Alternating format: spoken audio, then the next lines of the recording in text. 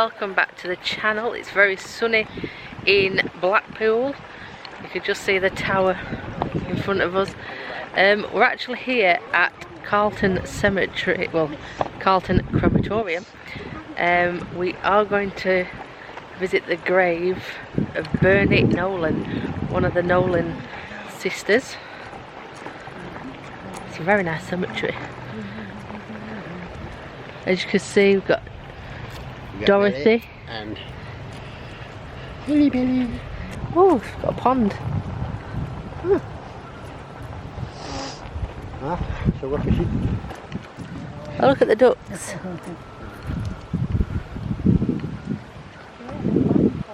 Yeah, that'll be right.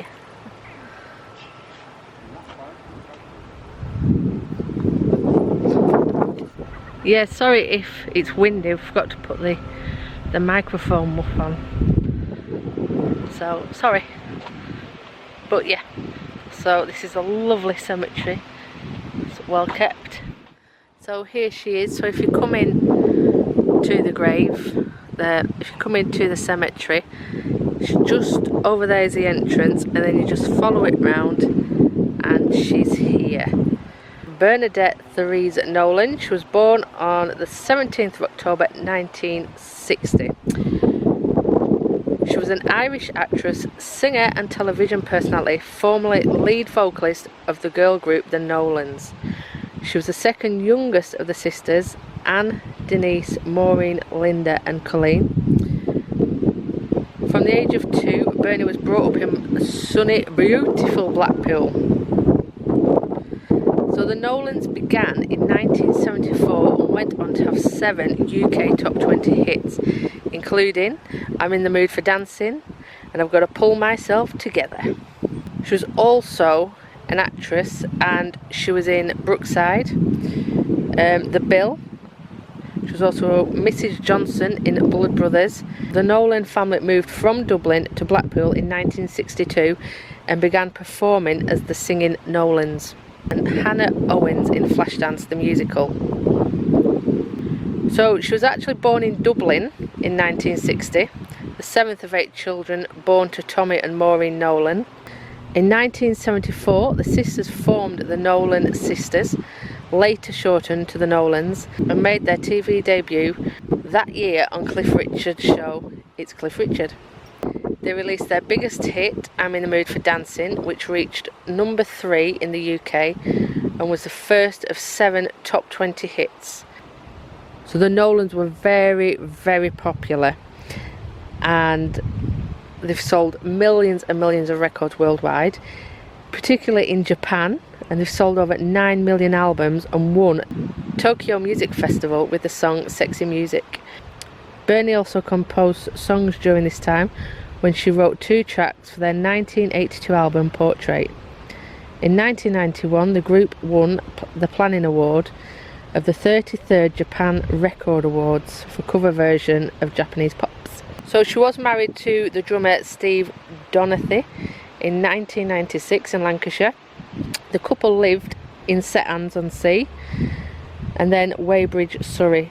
In 1998, she gave birth to their daughter Kate, who was stillborn, and another daughter, Erin, in 1999. Now, I have heard that she was actually cremated and her ashes are here with the daughter.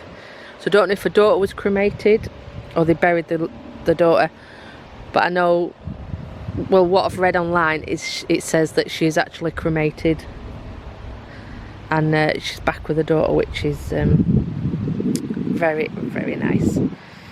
So on the 23rd of April 2010, it was announced that she was suffering from breast cancer, and in October 2010 she stated that she was cancer free after having undergone chemotherapy and a mastectomy. In February 2012 she announced that she was no longer taking cancer treatment drugs and was completely free of cancer, and at the end of October in 2012 she announced that the cancer had returned and it had gone to her brain, lungs, liver and bones. Anne and Linda Nolan suffered from the disease in 2000 and in 2006, respectively, both recovered. Bernie Nolan died in a sleep at home in Surrey on the 4th of July 2013, aged 52. So this is where Bernie Nolan had her funeral service at. It was at the Grand. Her funeral was held on the 17th of July 2013 at the Grand Theatre, Blackpool, which was later cremated here. Her ashes were then buried alongside those of her stillborn daughter. So we're just going to show you now where her funeral was held. So this is where Bernie Nolan had her funeral service at. It was at the Grand Theatre. And if we walk down here, you'll see where the hearse was. So you can find these pictures online, and it'll show you the picture of the hearse just down here with the sisters and family stood next to it. So a hearse was parked here, so it'll come down here and then it went out that way, but the actual service was here in the Grand Theatre. There was thousands of people here, but the Nolans, they are big, aren't they? So thousands of people attended this funeral. She was so well known in Blackpool, and yeah, I'm glad she's come back to Blackpool, because this is where she grew up. So there we go. Bernie Nolan, may you rest in peace, and you're back with your little girl. So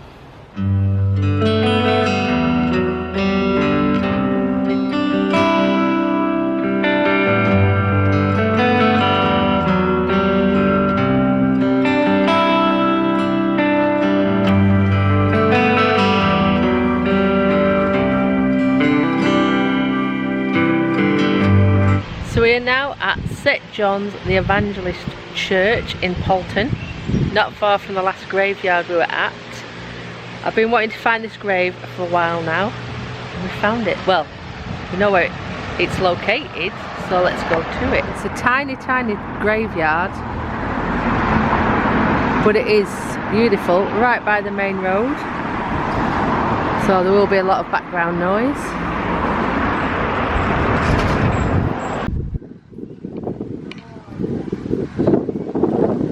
Here is Keith Harris. Sorry about the wind.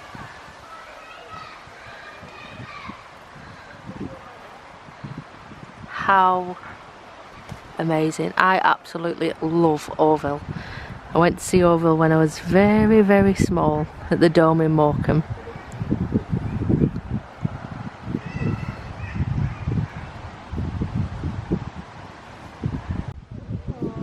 So we're going to tell you a little bit about Keith.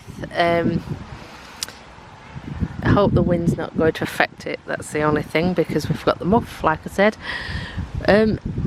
Yeah, some people say they don't like to show where this grave is, but you can find it quite easy online, and I think it's good because people can come and pay their respects, because it was part of my childhood, it's part of many people's childhoods, and I think it's pretty bloody cool that we've got it here. So Keith Shenton Harris was born 21st of September 1947. He grew up in North Baddesley, Hampshire, I hope I've said that right, near Cheshire. From the age of 9, he appeared in his father's Norman's Knees as a dummy in his ventriloquist act.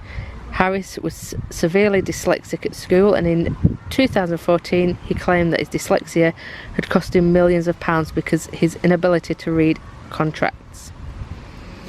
He was a ventriloquist, best known for his television show, The Keith Harris Show, that ran from 1982 to 1986.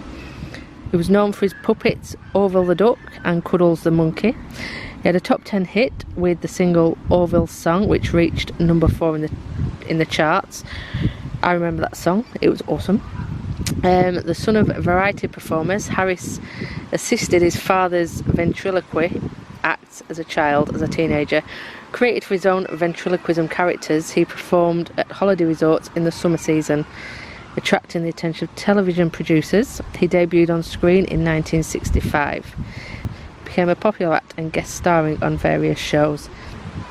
He had his first solo series, Cuddles and Company, in the 1970s, but got his big break in 1982 with the Keith Harris Show. He, Orville and Cuddles became a popular performer on primetime television until the Quack Chat Show was cancelled in 1990, as audiences and television producers began to move away from variety performance. After a low period and 2 failed business ventures in the early 1990s, he embarked on a busy stage career, mostly in pantomime, and found a new appreciation in the 2000s, appearing as a guest in several television programmes.